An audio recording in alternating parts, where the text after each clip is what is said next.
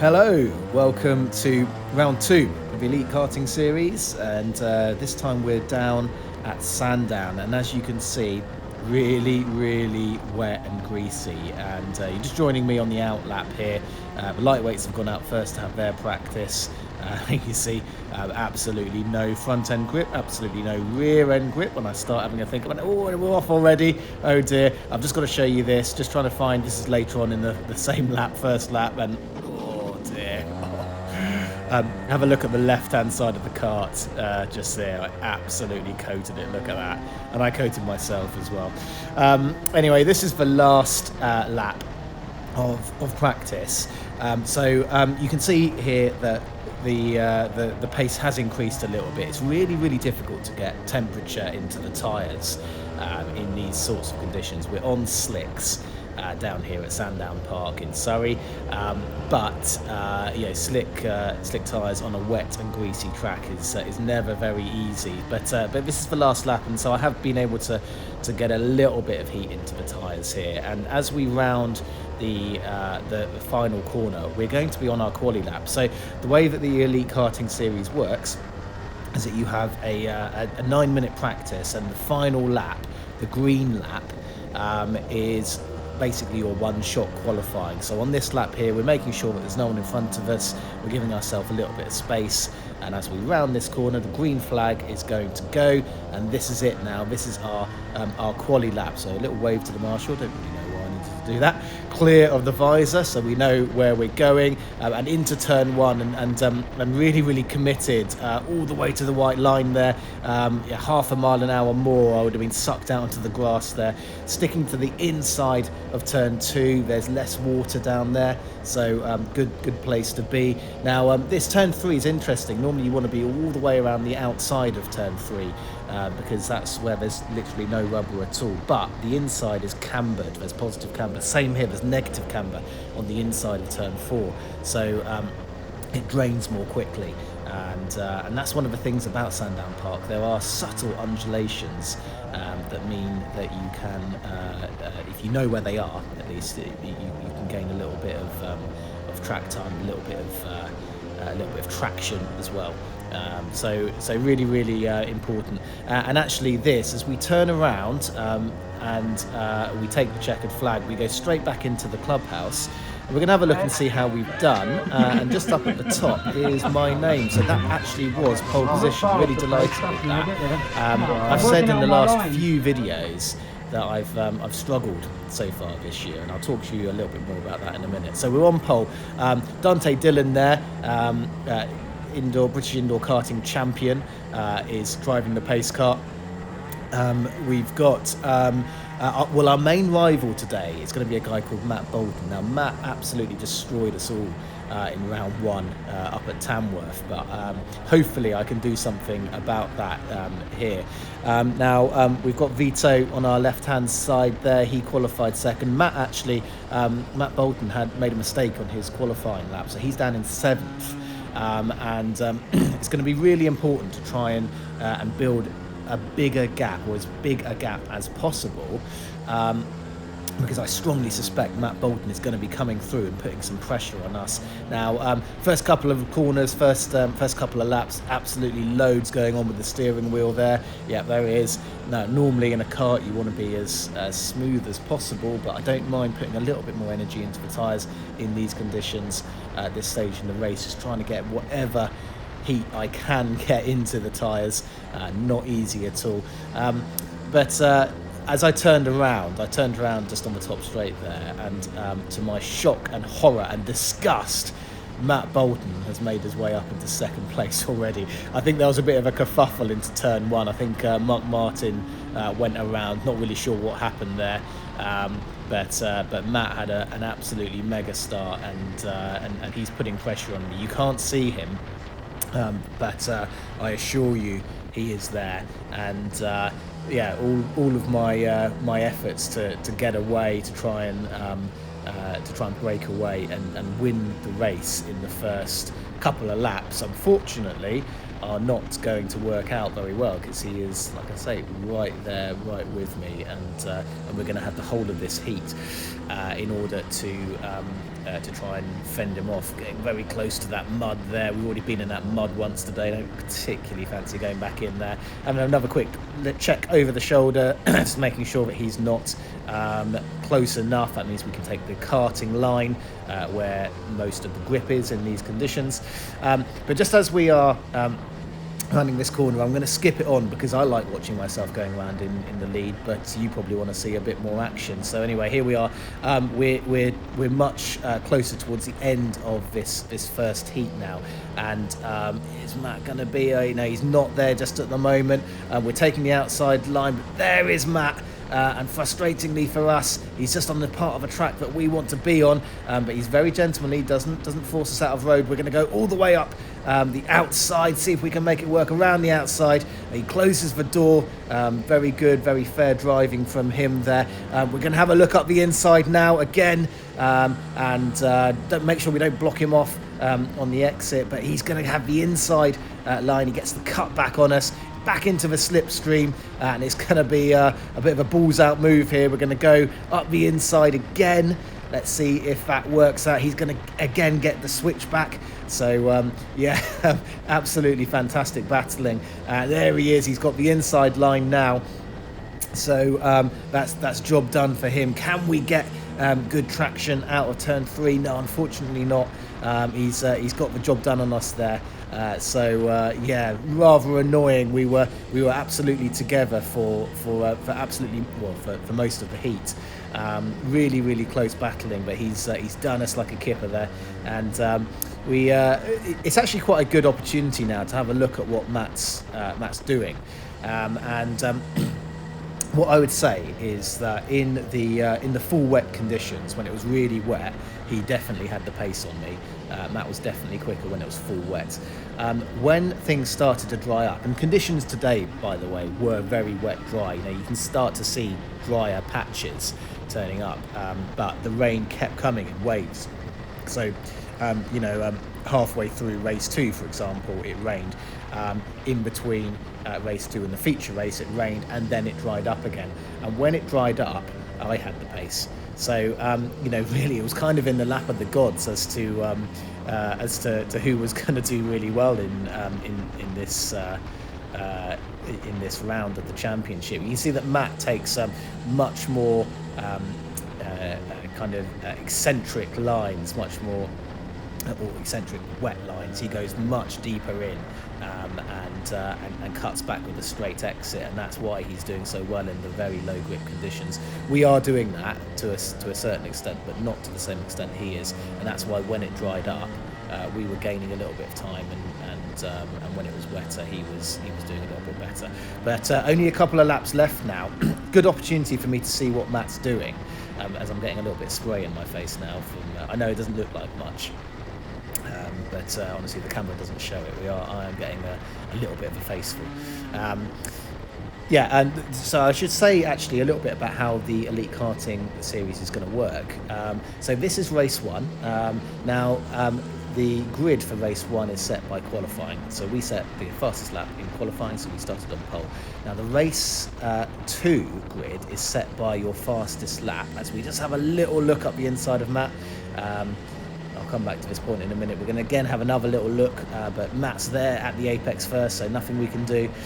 Race 2, the grid is set by your fastest lap time in race 1. So even if you have a stinker and loop it round, you can still rescue your day by putting a good lap time in. And in actual fact, as conditions are beginning to dry up, we end up getting the fastest lap time in this race as well. I'm not going to tell you who wins the race just yet. You'll have to keep watching to find that out.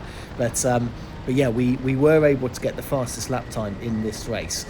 So it does mean that for the next race we're going to start on pole. I obviously don't know this yet, but yeah, it's useful for us to know a little bit about this. And I believe it's going to be this lap, or possibly the last lap, where the best lap time that I did, although we've lost a whole host of time there, haven't we? yeah, it's probably going to be these couple of laps here where we set that very quick time. And it's interesting, actually. I think looking back at my footage, there's just a couple of laps in each race where I managed to string a really, really nice lap together. I was actually able to get the fastest lap in all 3 races today. My racecraft wasn't as good as Matt Bolton's up ahead, and that's why he's in the lead at the moment. But pace was pretty good, and you might have noticed if you're a follower of this channel and you've listened to me commenting over my poor performances recently and lamenting them and whinging about them, pace has been a little bit of an issue this year. Now, I actually went to watch Rich Melton Baxter, one of the Mango mates, test for Pro Train, a professional senior Rotax kart team, and I got talking to some of the guys in the team there, and actually they just talking about driving technique, they confirmed a few things that I used to do and that I had stopped doing more recently, and yeah, I feel an enormous sense of clarity now about what I'm supposed to be doing on track, and that's a really, really nice place to be. So you know, really lucky that I actually went up. It was up at Wilton Mill, just watching Rich going around. But yeah, really, really worth my time to go up, because it ended up meaning that just with this this little chat that I had with this very seasoned karting professional, that I was able to. It was Steve Deeks, by the way. He's I think he's a former Formula 3 driver, actually. So yeah, he knows what he's talking about. But just a little conversation with him, and suddenly it clicked into place. So this is the last lap we're on now. Unfortunately, it looks like Matt has built enough of a gap so that we're not going to be able to do anything, even if we go really, really late, really brave on the brakes into some of these corners. He's going to get the exit, and yeah, unfortunately, even with me willing the kart on, as I am doing, it's not going to be quite enough. But like I said, pace has been a real problem this year, and Matt was about a second and a half faster than me at round 1 in Tamworth. So to be competing with him is really, really, really good. Really, really pleased. And again, Dante taking the R-Max kart. This is potentially what we're going to be driving in the future, the R-Max kart. Matt is starting alongside me this time, because he got the second fastest lap time in race 1, and we're into turn 1, and again you can see conditions are pretty similar, but I would say, if anything, slightly drier. In fact, the lap time I did I'm going to look up the lap times now, actually.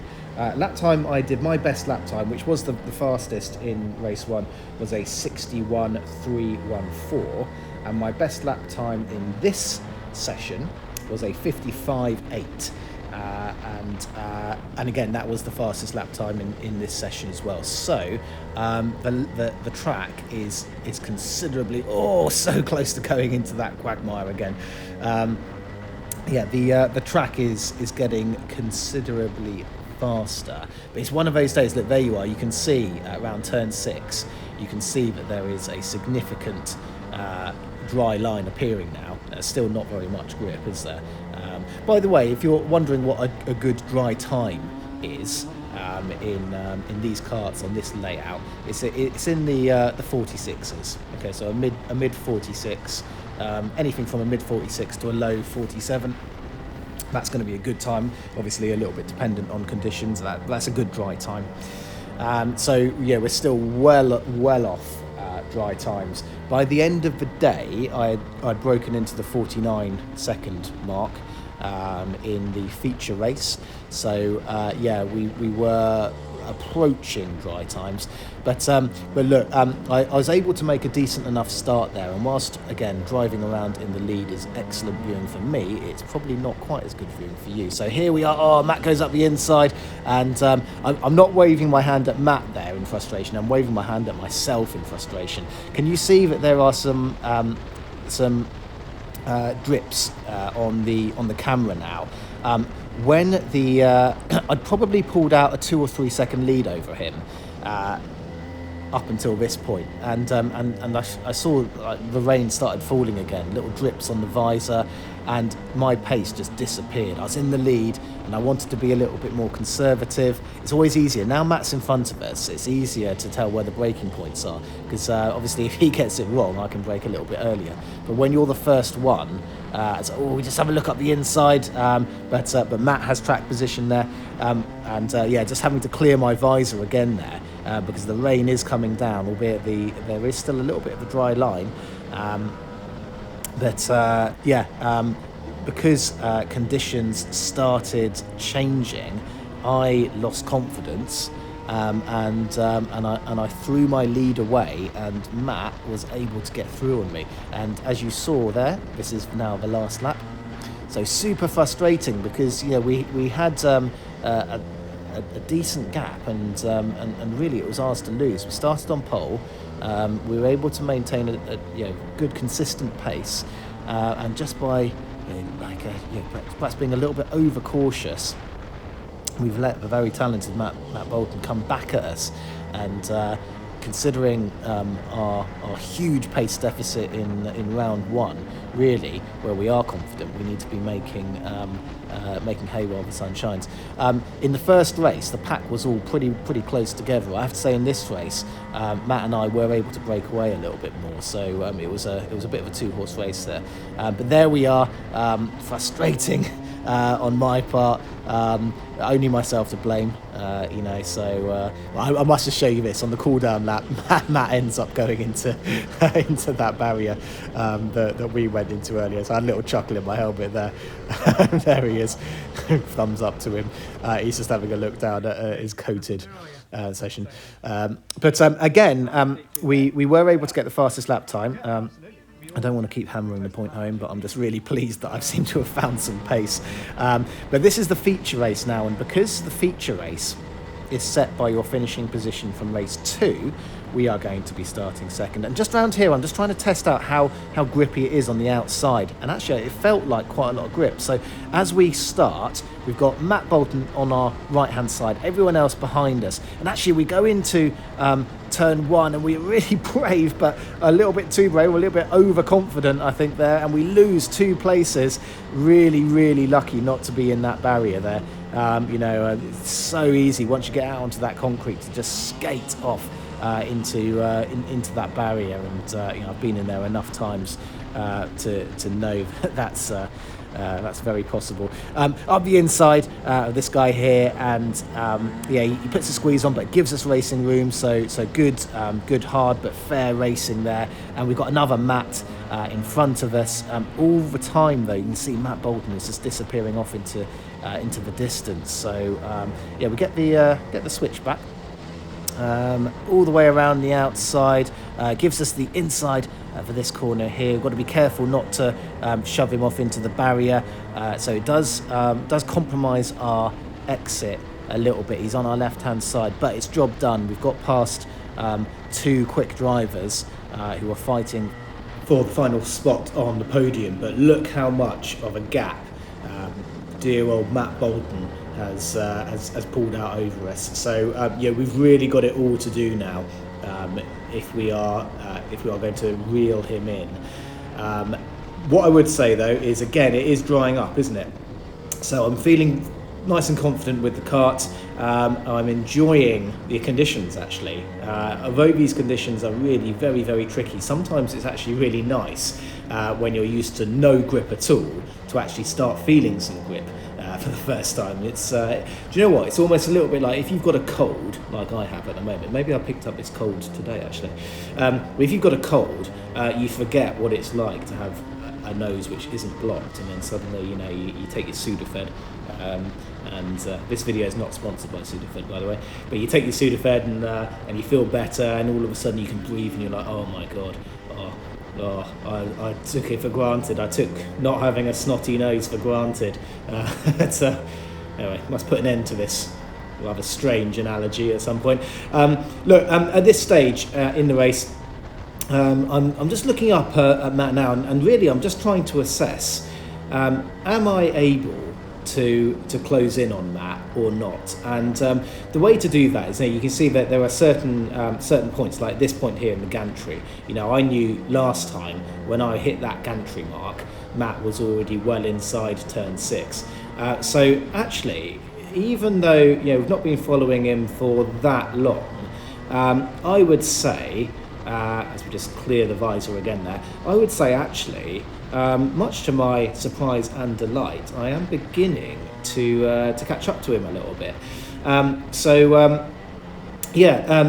Just a little bit like what I was saying earlier, because it is drier, the pace is coming. And again, just on this infield straight here, I know where he was. Last time he was further up the road as I exited turn 3, and he's not quite so far ahead this time. It's not massive. Last time around we were in the gantry, and he's just at the beginning of the final corner, turn 6 here.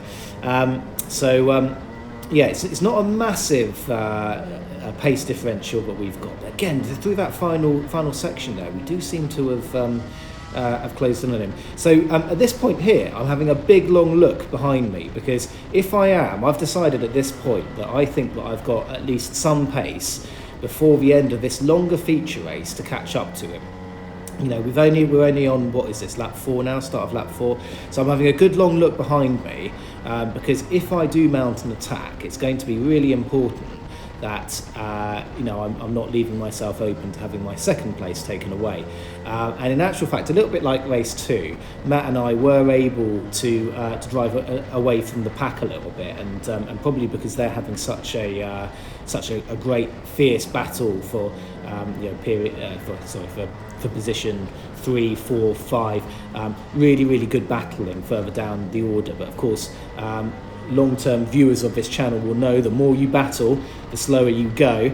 So by just sort of following Matt around, by edging up to the back of him and not fighting at this stage, we are able to move away and give ourselves a little bit of breathing space when it comes to having a fight, which I think we are going to be able to do happily at some point in this race. Now, I've skipped it forward 2 laps here because really there's not very much going on. But you can see there that conditions have dried up, and again, we are now right on the back of Matt, and just a few corners ago he started looking behind him, and I know that we'll just have our first little look up the inside of Matt there. Not very much point in doing that, is there, because we just really ruined our exit, but Matt now knows that we are with him, and that's really important, because it's he's looking around again. It's a signal of intent. I remember distinctly feeling, I'm just gonna show my nose up in that turn 5 hairpin there. Very, very unlikely to come off, but at least he knows that we're there and we're putting him under some pressure, and that might force him into a mistake. Who knows? But he's a very strong driver. He doesn't make mistakes easily, but we have now got a really good run. He goes to the inside. We're going to have to go to the outside, but the outside there is a little bit more grip. So he's on our inside. He's still there, but we have now the inside for turn 5. We're going to try and loiter on the apex. Which way is he? He's on our right now though, so he's got the cut back. We're going to have to go again all the way around the outside. Matt's on our inside there, but we again have the inside for the penultimate corner, and now it is indeed job done into the final corner. Now we're going to hog the middle of the road, just try and dissuade him from putting one up the inside of turn 1. Now we drift a little bit wide. I did that kind of on purpose because I didn't want to offer him any kind of opportunity in the braking zone in turn 1, but it is actually the slower way to go, and there he is again, just on the inside, the slightest of touches, just as he was trying to go up the inside there, but really absolutely no harm done at all. But as we cross the start finish line, It seems that I've actually got a contact warning for that move there. So not sure about that one. I think maybe the marshal might have got a bit confused as to our numbers or something. But I spoke to Matt about it afterwards. I mean, neither of us were in any way fazed by that very small amount of contact. There's our contact warning. Maybe they thought I turned in on him, I don't know, but there was space on the inside, sort of probably a couple of car widths on the inside there. Yeah, a bit of a funny one, but it was a warning, not a penalty. So absolutely not the end of the world. So really now, I'm really pleased with how this has gone. I've gone, well, how far behind were we? We were several seconds behind, weren't we? Definitely sort of like 4 or 5 seconds behind after our rather over-optimistic move into turn one, trying to go all the way around the outside. I thought I'd done my homework following Dante on the opening lap, but at racing speed we do not have as much grip as we thought we'd had. Anyway, I am making some good lap times here, and ahead of us we've got our first back marker. Now this is Terry Battersby, father of of Luke, the series owner and operator, and what a gent. He's a very experienced guy, very aware. I guess he had some kind of problem, maybe he spun or something like that, because his pace was nowhere near slow enough for us to be lapping him. So he's probably had an off, or maybe tipped into it. But I was a little bit worried because Matt, we've at the end of this race, I think we had something like a 4-second gap over Matt. But at the point where I was coming up on Terry, he was still pretty close, and it's a really awkward moment, isn't it? If there's a back marker who doesn't necessarily expect that you're coming, you might be particularly on a day like today. If you leave the racing line, you can be very quickly heading towards the barrier. So I was a little bit worried there, but very grateful that he was aware enough to know me and see me. Anyway, this is the final lap, and there it is. Absolutely delighted with that. So whooping in the helmet, and that's done my championship no end of good. So we lost 3 points actually to Matt was actually the round winner because he had 2 wins and 1 second, and I had 2 seconds and 1 win, but we're now up into second in the championship from 8th before. So really good. Thank you ever so much for watching. Next one will be Rye House, so see you then.